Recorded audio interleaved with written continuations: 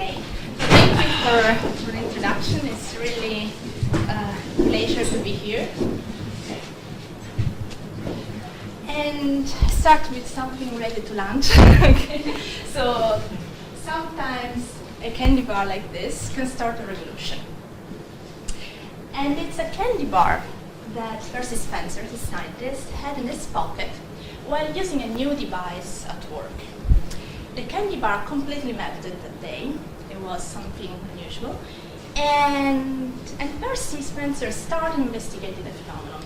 He found out that it were microwaves that had the power to melt the candy bar. And the rest is history, because today everyone has a microwave oven in their kitchen. So some say that it was just luck for PERCY Spencer to have a candy bar in his pocket that day. Oh, and by the way, the company PERCY Spencer was working for gave him a $2 token for the invention, for filing this patent. This is the token that the company was giving to all the employees for the invention. So it seems it was just luck that it discovered microwaves. But if we think about it, situations like this are not so uncommon in science. So the discovery of penicillin by Alexander Fleming, which revolutionized medicine, also kind of happened by chance. And also less known discoveries like the X-rays or the cosmic microwave background happened, let's say, by chance. So it seems that science is full of serendipitous discoveries. At the same time, we know that scientific careers are not all made of breakthroughs. So there are also, let's say, ordinary discoveries, ordinary works in the career of Alexander Fleming or of all other scientists. So the question here is, are scientific hits predictable or not? Can we untangle somehow luck and skill? And the way we want to approach this question is similar somehow to what meteorologists do. So let me turn myself for a second a meteorologist. We are all familiar with this kind of images. Actually, I should have updated this from hurricane to blizzard, because in Boston we got like three blizzards this year. And anyway, so we are all familiar with this kind of pictures. So what meteorologists can do is detecting a hurricane in the Caribbean, and within some confidence interval predict its trajectory and say when it's gonna hit New York, for example. And this has clear benefits, right? So you can prepare a city to the landfall of a hurricane. So when it comes to natural phenomena, we have not reached perfection yet, but we have tools to do prediction. Now, this level of understanding has not been reached for social phenomena yet, and specifically for success, so for predicting scientific success.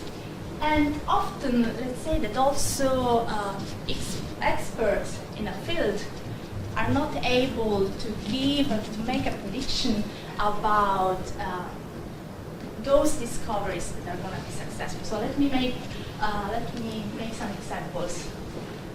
Someone said fooling around with alternating current is just a waste of time. Nobody will use it ever.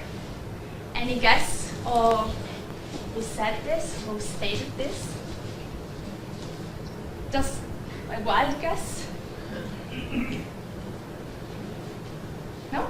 So this was Thomas Edison.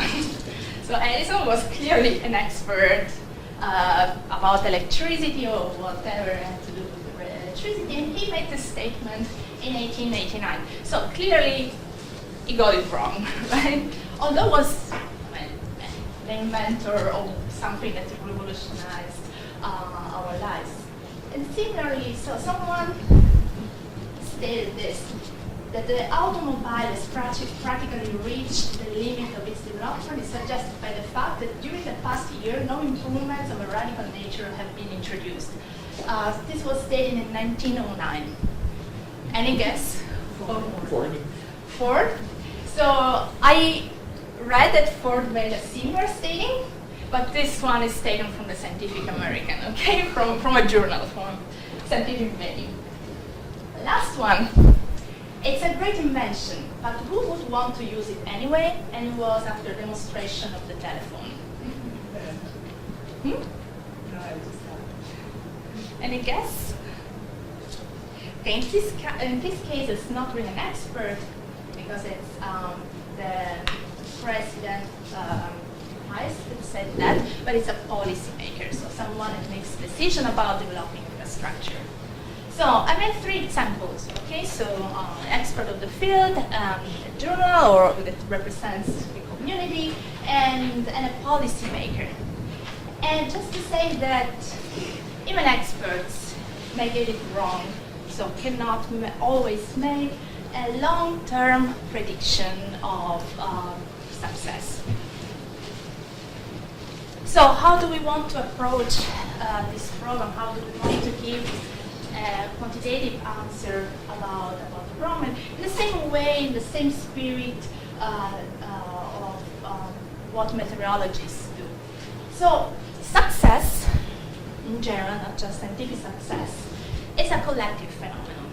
So if you think about it, success cannot exist in isolation. Leonardo da Vinci can paint the Mona Lisa, but if it's in a forest and nobody sees it, that is a beautiful painting, but it's not a successful painting. So really success belongs to society. And why is it important? It's important because if success is something collective, then we can measure it. We can collect all the fingerprints that humans leave around. And the more successful something is, the more trackable, let's say, this collective phenomenon is. So people cite your work, people adore your painting, and talk about it in Twitter, admire your leadership. So what we do is studying success in terms of collective phenomena, and let me say why a physicist came to this, because so the study of collective phenomena is particular. It's a field of physics, so statistical physics, we study many body systems related to particles. So there is a big framework of many theories that can be, of course with caution, can be exported and can be applied in the case of success in terms of collective phenomena. Okay, so, and we started by studying scientific success, and specifically in my colleagues at that time, the Schumont and somewhere in the laboratory work, tackled the question of predicting long-term success of discoveries by studying citations of papers. So the first thing they did was looking at citations over time of a big data set of papers. And each of these lines represents the citation history of one paper. Okay, so how many citations a paper gets over time. And as you see, it's a jungle, it's a zoo. There are papers that are immediately cited a lot and then they fade out. Papers that are published in 1960 and still get citations in the 90s, but it seems that everything is very chaotic and erratic. The challenge here was to find a simple law, a simple mathematical model where we can control everything, so a model that it's not a black box. So a model that describes all these curves, that can find a justification for these cars. And And I won't go in all the details of this, but let me mention how they do that. So basically, take, for example, 4 papers. These are 4 different papers. You see that they are very different from each other. If we know how to measure properly time and citations in different ways for each paper, what we can do is having all these cars collapsing on one universal car. And said like this, it could sound that it's cookery, but the idea is that we don't try, so we don't make guesses for rescaling time and citations, but we have a model that tells us how to rescale those variables. So if the model works, then the rescaling produces this result. I don't understand what that result is. What is Sorry? that? What is that thing on the right-hand side, and in what sense is it a success? No, it's not success. So this is citation or time for rescaled variables. So it's these 2 variables that are rescaled in a specific way. I didn't put the formula, but And it's hard to see all the green, the blue, and the red line are all on that same paper? Yeah. Yes. Okay. All on the same car. Here there are 4, but here there are many more. So you can see the gray ones, and this is taken from the papers. So I think Nature was 8,000 papers, Science, I don't remember, 10,000. So, but there are a few thousands of papers here. Let me say that this rescaling is valid for 95% of the papers. There are 5% that are outliers, and I can spend a few words on that. So it's one monotone transformation for time and one monotone transformation for citations. Yes. But a different one for each of the journals. So it's different for each paper. It's different for each paper. So, okay, I can go into the details of this. I just wanted to mention the spirit, but the idea is this, that citation and time are changing in a peculiar way for each paper. So basically, each paper acquires citations in different ways. There are papers that have, for example, high immediacy. So there are those that peak immediately. There are papers, and except, oh sorry, I shouldn't touch the screen. It is like the blue paper. It's high immediacy. The red one, it's not a high immediacy paper, but it's going to skyrocketing later. So it's a high longevity paper. So basically, if we know how to measure immediacy, longevity, and fitness of each paper, okay, we can rescale time and citations. And that's something like this. So the idea is learning how to measure those things, longevity, immediacy, fitness. And why do we want to do that? So this is, let's say, validation. But if we can control those things, then we can do prediction of long-term success of citations. And basically, what they did in this work was to look at a paper in 5 years and predicting its success in 30 years, or even predicting the ultimate number of citations of a paper. Okay, so when you created the curve on the right-hand side there, you just used the first 5 years of the paper. That's what you're doing? Use the 5 years to learn longevity, to know about longevity, immediacy, yeah. But then you can rescale it for the entire time, even for 30 years. And I don't have the picture, the figure about prediction, but one can give a prediction within a certain confidence interval for papers. Okay, so the idea here is, okay, that if we have a paper that is already published, we can monitor it for 5 years, 10 years, we can make a prediction in advance. But in the case of Percy Spencer, for example, you also showed us a graph where some papers started in the 60s, they only peak in the 80s, and yes. you would be missing those because the first 5-10 years tell us nothing. So that depends pretty much on the scale, right, of the blue paper. papers. But yeah, so there are in that 5% of papers that do not, for which the model doesn't work. So there are 5% of the papers where the model doesn't work. And some of these papers are those that are called sleeping beauties. So papers that nobody, they are probably too novel somehow, and they get discovered later by the community. All my papers are like that. Or there are also second act papers, so papers that have some success immediately, then fade out, and then they are rediscovered later, so they have a second bump. And those, for example, there is a paper in network science called the Erdos-Renyi paper. So Erdos is a mathematician that was very active in the 50s, and it got some success, but then it was successful again in the 90s when all the complex networks work started emerging. So yeah, so there are 5% of the papers where things do not work, and they are mainly for exogenous things.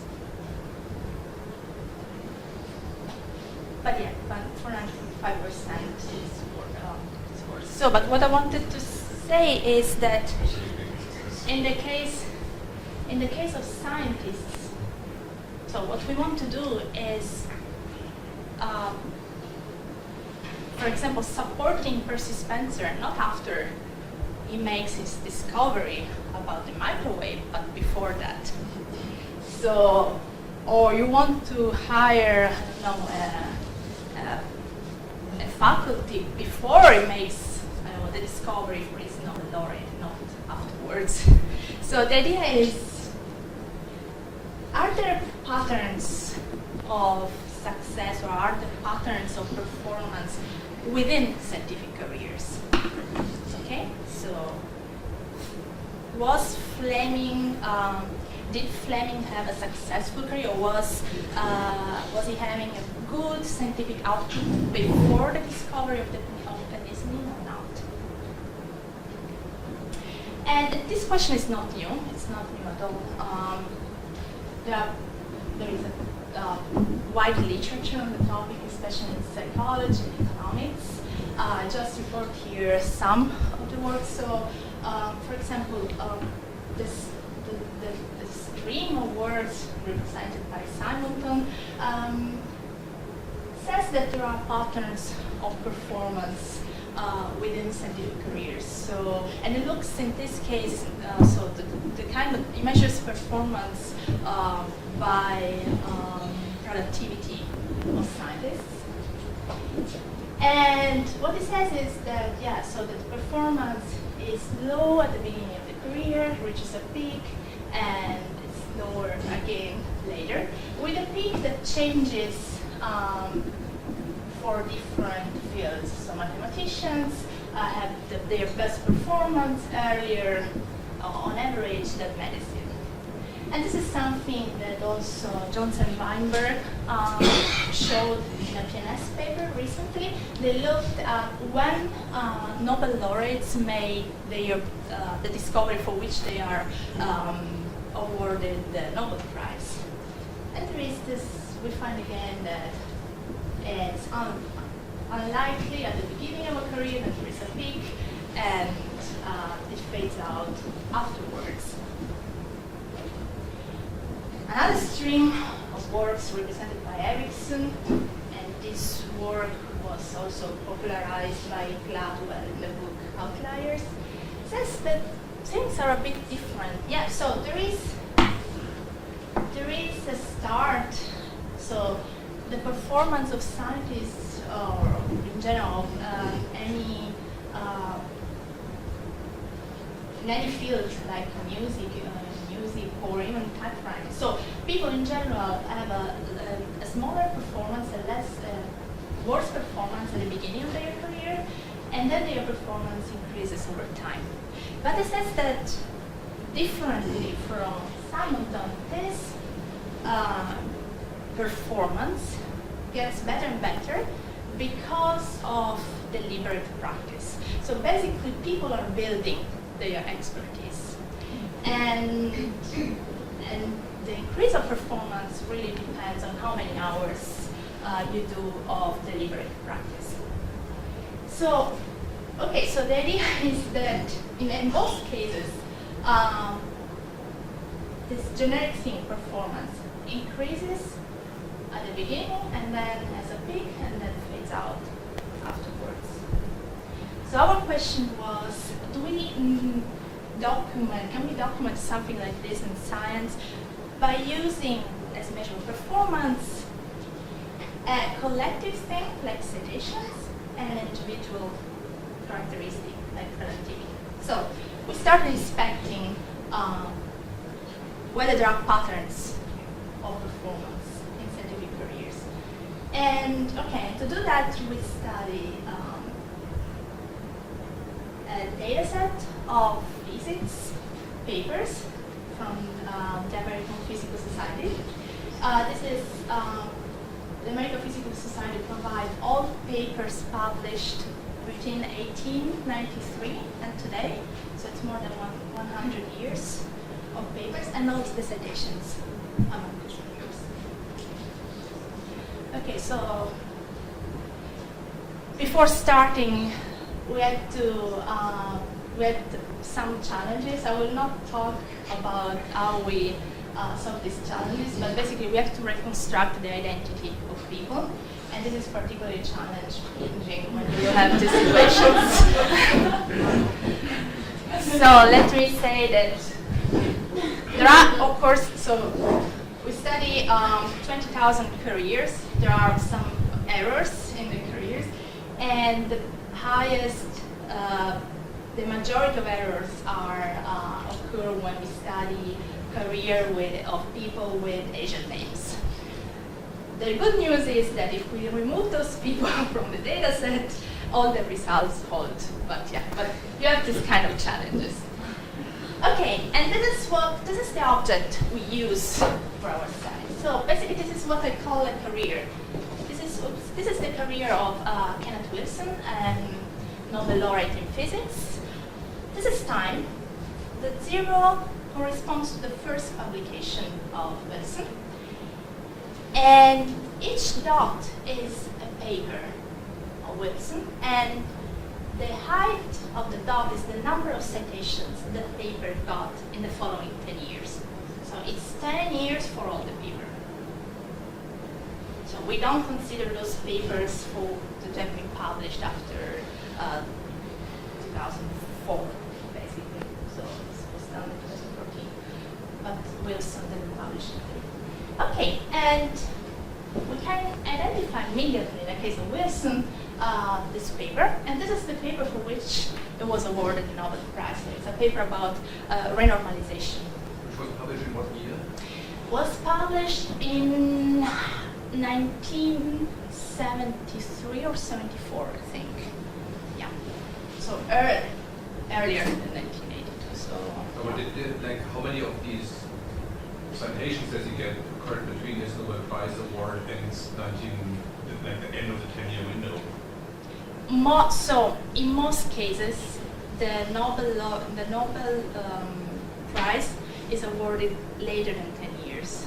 And actually there is recent research that says that basically the gap between the discovery and the award of Nobel Prize is increasing, and the prediction is that the next Nobel laureates will have to be older than 100 years.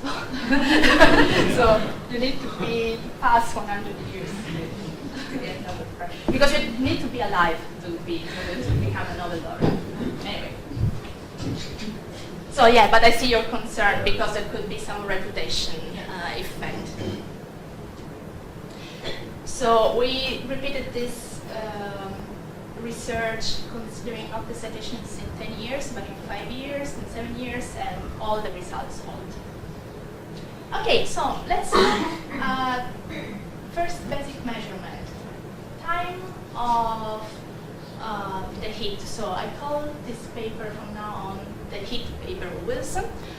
Each scientist has a heat paper, so it's basically the paper with the highest number of citations in 10 years.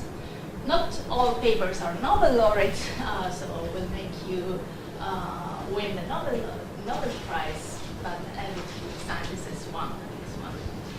And so we look at the probability of publishing that work at time t. Okay, so this is T star. So we look how many people had their best work at 0 years, 10 years, 20 years, and so on. So we see that the probability is higher in the first 20 years of a career and then fades out later. So it seems consistent with, for example, what Simon was saying. But I will get back to this in a second, okay? Just one more question. Yeah, sure. I don't know how you deal with that, but I mean, you better have a good paper early in your career, otherwise you're not going to have a career, right? So there's a sort of selection bias. If you look at people who have 40 years of careers, they have published something that somebody thought citation early on, otherwise they would succeed, hopefully. Yeah. Right? So how do you deal with that? So, Because I think that's not what you're after, right? That you're after kind of like a life cycle productivity curve of some sort, right? yeah. Thinking. So here what we want to see is basically throughout long careers there are patterns. So what I think you are asking for is about the causes, right? What makes you have a long career, for example. So What I'm asking is like let's say tenure is a beautiful thing, and once you have tenure, you just coast, right? Well, some people, once they have tenure, they're just gonna coast. Right? So then it's not really like the fact that you're looking at people with long careers doesn't tell us. In fact, there's a selection problem here, right? Yeah. Like you have to hit some citation of some successful paper has to appear early on so that you get tenure. So you will have a successful paper early on, but it's not guaranteed post tenure. yeah, So it's not really like what's the cause of a long career? Well, it's related, but it's gonna bias your estimated productivity. okay, so let me rephrase this and you tell me if it's okay. So what we want to see here is, given that you have a long career, let's say 20 years, whether there are patterns or not. Okay, sure. Sure. So if there is a selection bias, there is a selection bias in the length, not in the hit. So I look at people that have at least 20 years of career. So now you're saying to have such a long career, you probably need to have a good work at the beginning. Otherwise, you cannot sustain, you cannot get into academia, you cannot become tenured and so on. Yeah. But that is the cause. So I guess what I'm saying is, Yeah. let's assume that for everybody, the probability of having a success in any given year is always the same. So the curve that you're trying to estimate is in fact flat, right? But only those people get tenure that have at least 100 citations at some point in their 5 years. Well, that's going to lead you to estimate a downward sloping curve, even though the productivity of these people, the expected productivity of these people, pre-selection never changed, right? Okay. That's what I'm trying to. Can we discuss this point with the next plots, Absolutely. because it's very You might related. feel free to just shut me up. No, sure. I'm not sure I will finish all of what I planned. Sure. So, but it's okay. So okay, let's assume there is a selection bias or not. There might be, there is not. We can discuss on this. But let's say we have some thousands people that we study and want to see whether there are changes before and after the hit paper.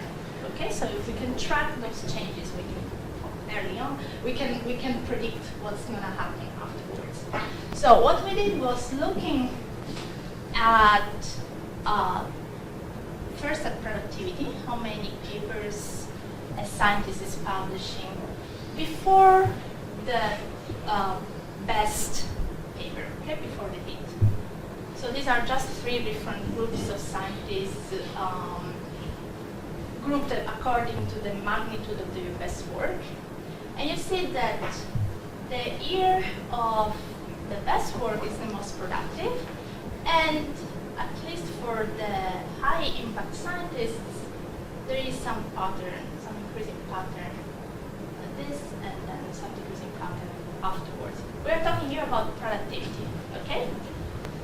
So how many papers a scientist is publishing. If, instead of looking at how many papers a scientist produces, we look at citations of those papers, okay? Before and after the best work. We do that for the low impact science. We see something flat before and afterwards. And the same patterns occurs also for other scientists, for the high impact scientists. Now this is a very basic plot. You can, this is what we did, so we did our homework and checked that this result is robust, that the autocorrelation is 0, but basically what we learned from this is that we can see the hit coming. Now we learn from it when we look at citations. So everything is flat, then there is a sudden big work, and then everything is flat again. So based on this, we went back to this probability of publishing the best work, and we wanted to see whether this is simply an outcome of being more productive in the first 20 years.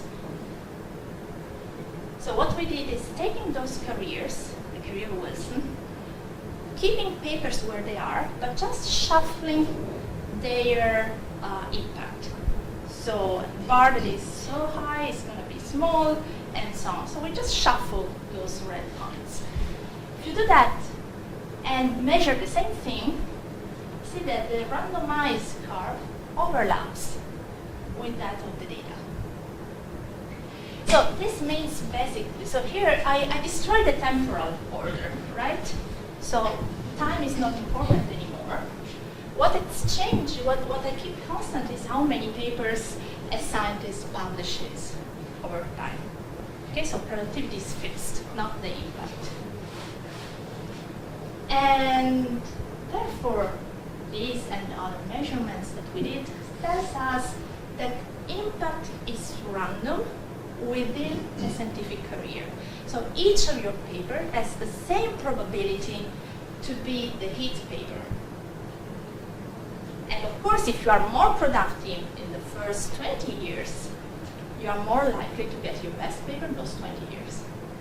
But it's just due to productivity. I don't know if this answers or gives you some So it's interesting, what you're saying insight. is that the probability of having your highest paper is purely driven by the number of papers you write. That's what you're saying, right? Yes. The time when you I'll come back and write more papers. Wait. I have some good news. So this is just some examples, right? So it doesn't validate what I showed you, but it gives some intuition. So Frank Wilczek, it's a Nobel Prize in Physics, 2004. He published the work for which he won the Nobel Prize while he was a PhD student. So it was the first work that he published that made him win the Nobel Prize. John B. Fenn, Nobel Prize in Chemistry, was forced to retire. It was at Yale. He was forced to retire, and he moved to Virginia Tech, and continued to do research. And he won the Nobel Prize in Chemistry for the work that he did during his time at Virginia Tech. And then he was a workaholic, continued publishing until he was 90. So there is always hope. So, yes. But are you also saying that there's no spillovers from publishing one highly cited paper with subsequent papers? Because I think that's what your graph indicated, because intuitively, if you were cited once, you become more prominent, and there should be spillovers to other papers. Yeah, so this might be the case, but if there is a spillover, it's a spillover over all the papers.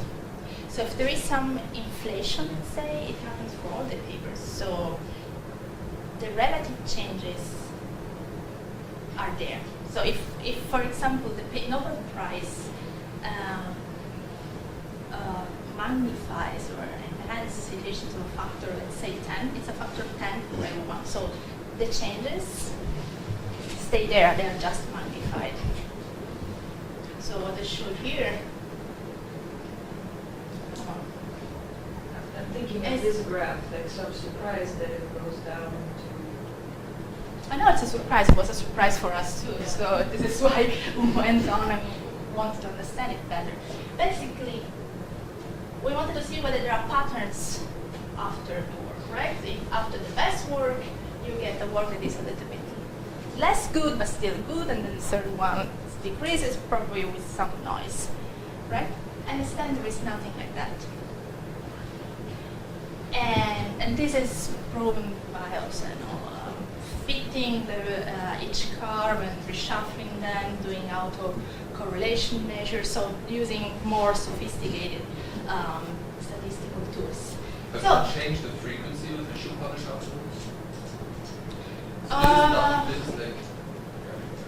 So this is the number of papers you publish afterwards. Yeah, it does, at least for a little while. It seems like there's some temporization, like you publish a high. Yeah, but And then more.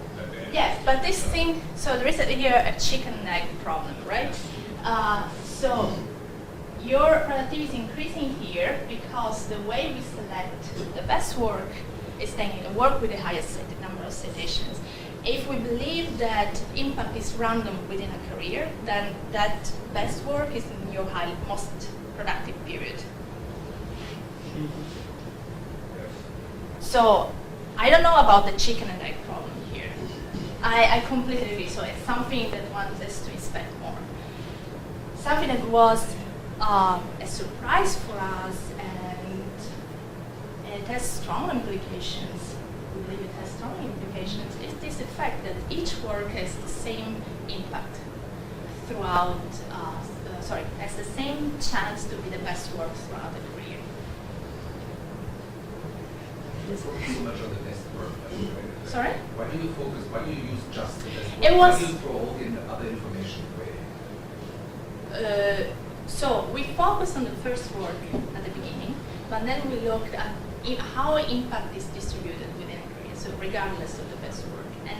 And it's so said in using this stochastic process language. Basically, this is an uncorrelated stochastic process.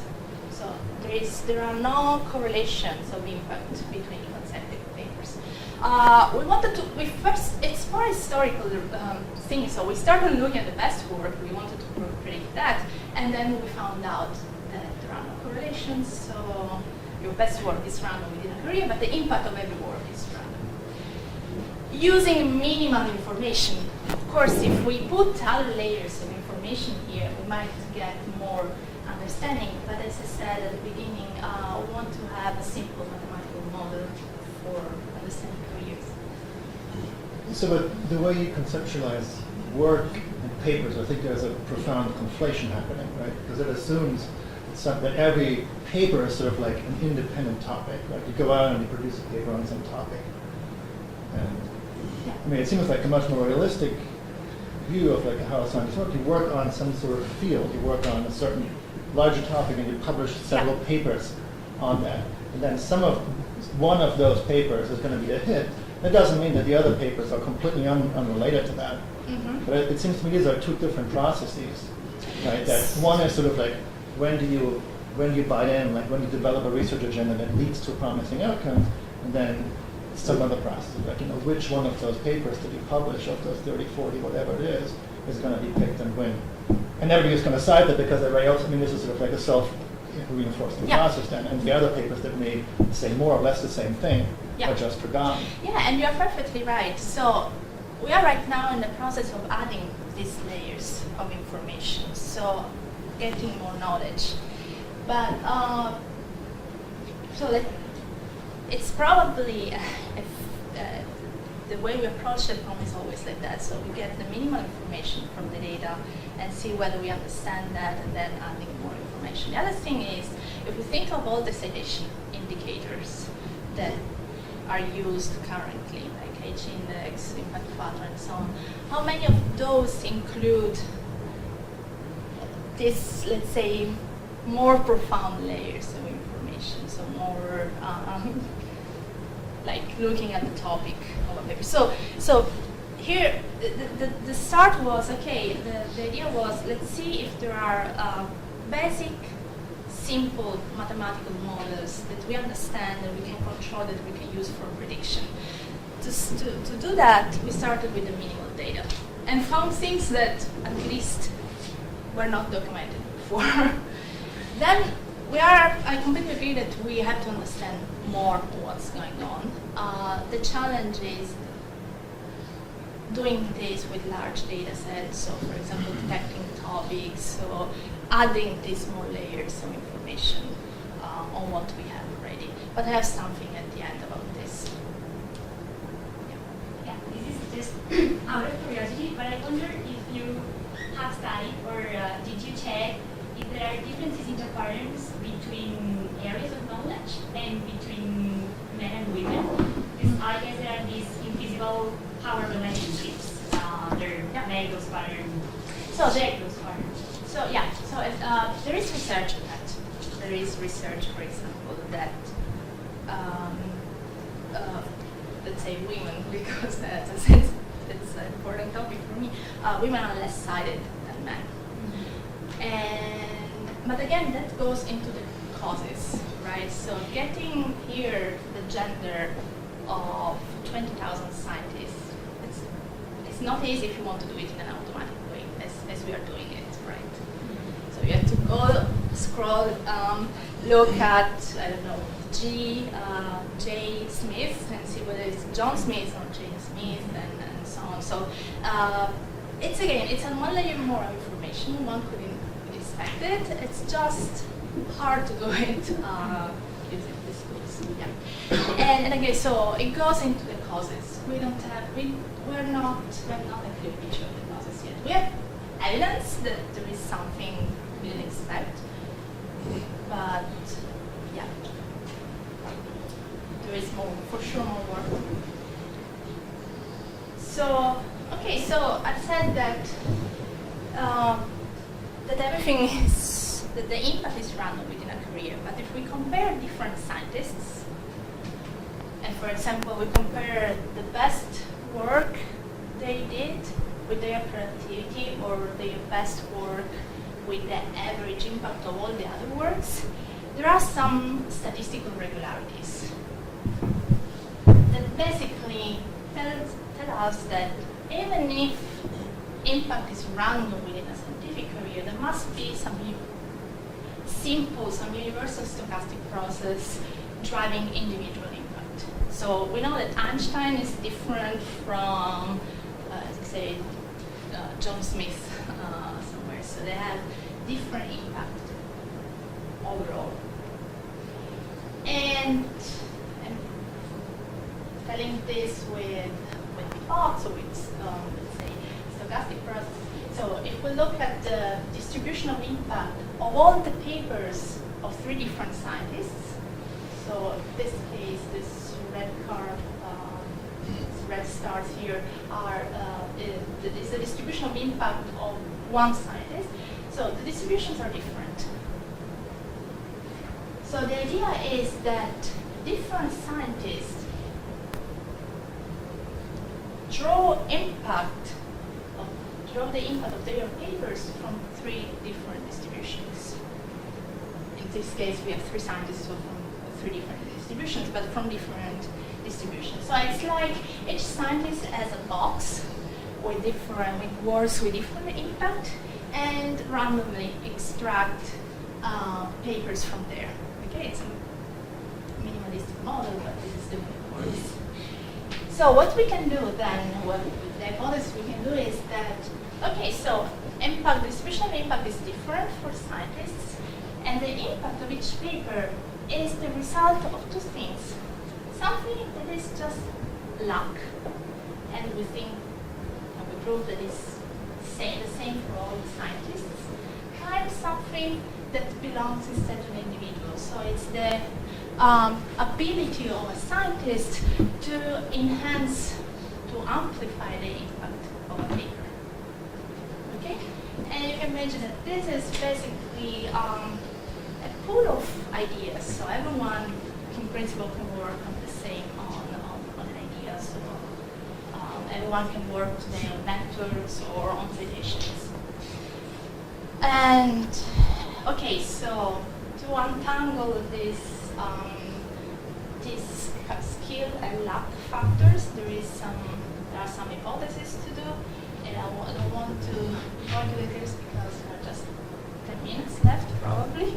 But the idea is that if you, from the data, one studies the probability of P, E, and C, we see that the skill and the luck factor are completely uncoupled. This is central, this theory here. What does it mean? It means that if we have a way to measure the E of a scientist, we can rescale citations by its, his or her E, and we can get this distribution P that we said it's luck and should be the same for all the scientists. Let me skip this. So here what we have is all the different distributions for different scientists. The color is different E, okay? Different, we call it excellence, okay? If we take citations and we divide it by the excellence of a scientist, what we get is a rescaling again, similar to the one that I showed you at the beginning, so for papers. It's not a perfect rescaling. You see that there are fluctuations, right? Or that it's not perfect in all cases. But it's, for sure, let's say, this is less broad than this thing here. So what it says is that if you disregard some corrections, there is a luck component for all scientists. What we have to do is basically measure E to create a reference for everyone. You said that component, you mean not every paper that a scientist produces gets the same citations. That's what you're referring to? No, that wouldn't work. The luck component means that I have a distribution of ideas, okay? I take from this. Sometimes I'm lucky, I get a better idea, sometimes I get a worse idea. Then I have a skill component that enhances the citations, let's say, the success of that idea. A higher distribution than another, but luck in your data, what manifests itself as luck is within scientist citation distributions, what generates that luck, whatever that is. The luck is the same for everyone. So what generates it, we don't know. It's exactly, yeah, I understand. yeah.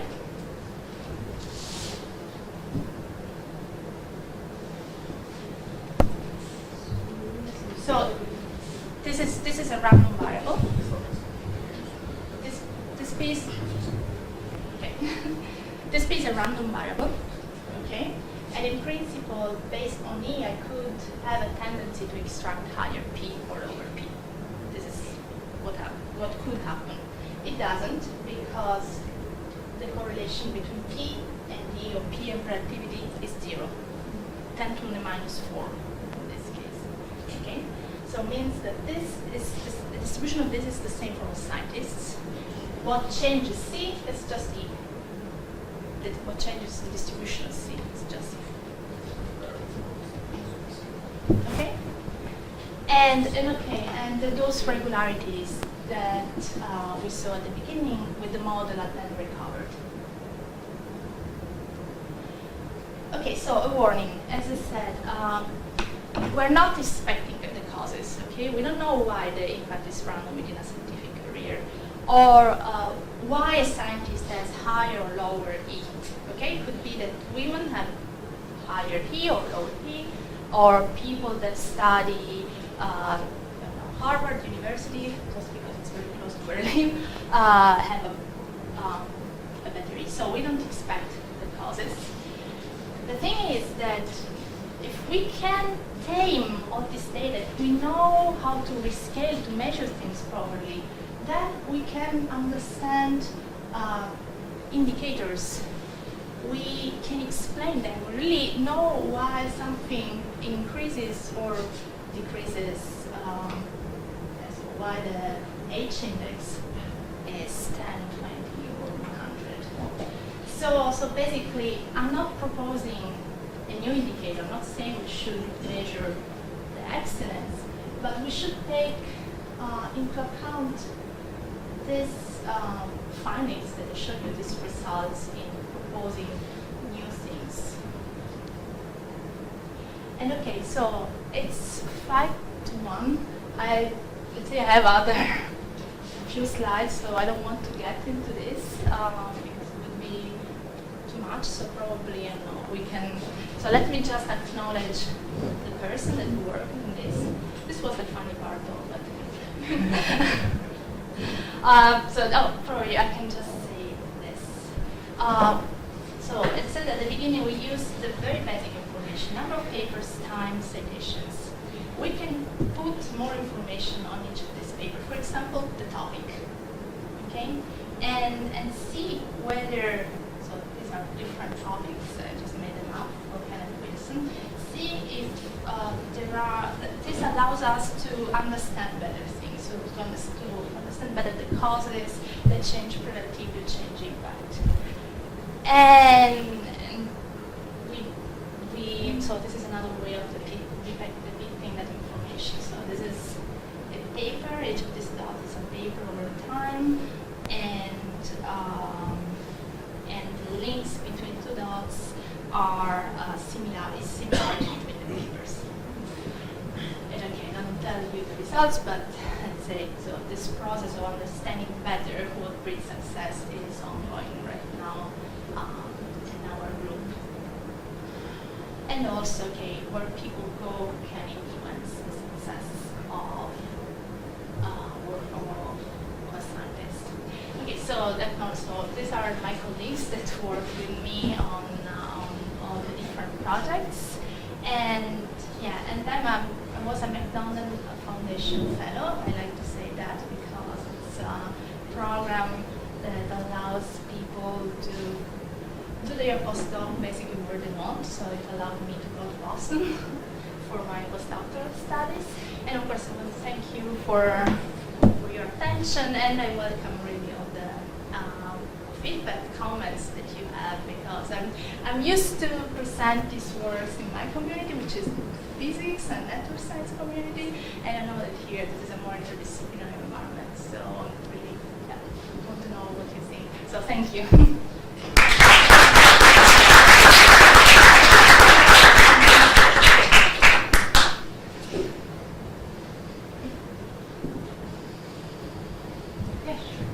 There are, I think, three issues that kind of bother me, but I don't know to what extent they affect your results or your bottom line. One of the things you keep talking about is success and excellence. For me, these are two completely different things. And a Nobel Prize is largely an assessment of quality, of excellence, and not of success. In my field, there's a journal, AIDS. It has a massive impact factor. And nobody who writes in there is ever going to win a Nobel Prize because it's just low quality. Doctors who don't know how to do research, you do 8 odds ratios, and they present it, and it's a 5-page paper, and there's no attention to method, but it's important because people are using this in the field. And in my field, again, demography doesn't have an impact factor like that, but the quality of the articles is much different. To what extent can you get at quality versus success? Because for me, they aren't the same thing.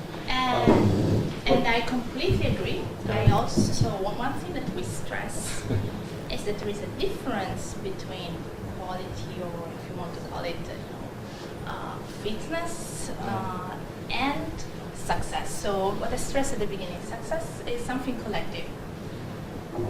It's a community that says, oh, this works is interesting for me, and we use citations as a proxy. So this distinction is in place. The Nobel Prize would be kind of both. Yeah. If you're completely unknown, they're never going to know you exist. So- but on the other hand, it's an assessment that you are a real qualifier. So there is this difference. The value, let's say, in success is that it's measurable without subjective bias. This is the difference. And in the case of Nobel laureates, so we wanted to see, Nobel laureates are a very specific case. So there are just a few of them, and there's this great award that we think is based just on our quality. So we wanted to see whether excellence or H index or other measures can detect Nobel laureates better. How, for example, making a ranking based on the H index or on excellence, whether Nobel laureates are placed on the top of the ranking. I don't have the plot, I didn't put it here. And basically, all the measures, and excellence is the one that works best, places the Nobel laureates at the beginning. The problem is that we don't have many measures, or we don't have many awards like the Nobel laureate one. So, but yeah, so this is an interplay that as it's different, we know, and one has to keep it in mind. By the way, regarding impact factors, so there is the first paper I presented. I didn't work on that, but it was done in the lab, my lab. So they showed that instead of using impact factor, one can define other measures to quantify the impact of all the papers measured. So basically, based on immediacy longevity. So instead of looking at citations in the first 2 years, because that is the impact factor, basically average number of citations in the first 2 years after paper is published, they look at all the citations over time, and you can rescale, you can do better or more insightful measurements of the success of a journal. Yeah. But the two other points are just, they're also kind of measurement issues. And you're talking about publications. If you look at the British system of evaluating people for tenure, they assess 4 different levels of journals. And if you have 1 co-author, you count for 1/2. If you have 8 authors, you count for 1/8, et cetera, et cetera. Yeah. Did you do this sort of thing, or did everybody no matter, if they publish in the worst possible journal and they're the 30th author, did they get the same No, weight? so, okay, so the results of the show is everyone gets the same credit. There are very large number of checks and controls that we did. So assigning different credit based on the order in the author list, or assigning different credit based on the co-citations of the work, so using another technique that has been presented. So there are many different checks, there are many different ways of attributing impact to the scientist. All the results of the show, they all hold, basically. So, yeah. Last little question, very, very fast. It's just, I imagine this was all done in English language publications, because you end up having completely different realms of citations if you look at German or French or something else. Yeah, so that is something we're working on. So in this case, it was a data set from the American Physical Society, mainly East American physics. There are clusters for sure. So there are, let's say, language biases or even country biases. We have evidence for that.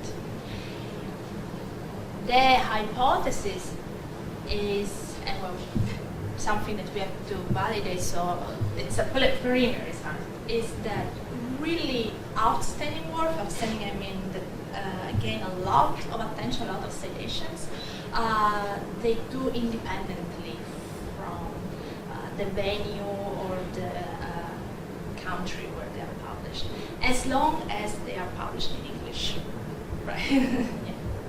Well, but that's not, I mean, if you look at the field of sociology, that would just be not true. What? I mean, if you look at who are the people who are the most influential, right? I mean, you have like people like Durkheim or Weber. I mean, like long careers, like get cited over and over again. I mean, they were eventually translated into English because they were influential, but they weren't like they never wrote in English. Do you think that would still work this way? I don't know if it would still work this way. Not only that, how many cases are there? Is it like 1 to 3 cases? Because this is always the thing that they say.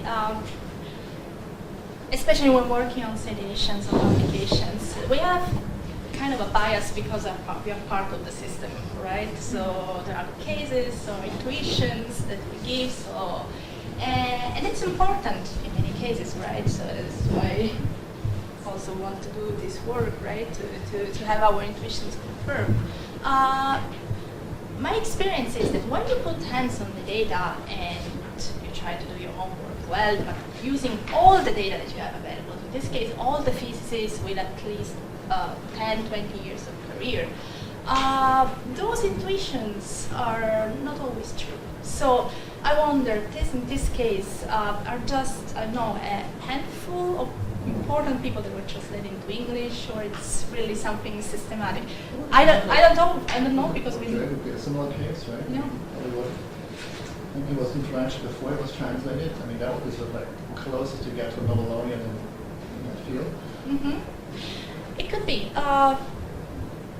There is. I mean, the problem is the problem. The issue whenever we have this question, these kind of questions, is going to the data, because we have this quantitative approach. I mean, this is my background, and checking those hypotheses, because it's not always easy to get those info.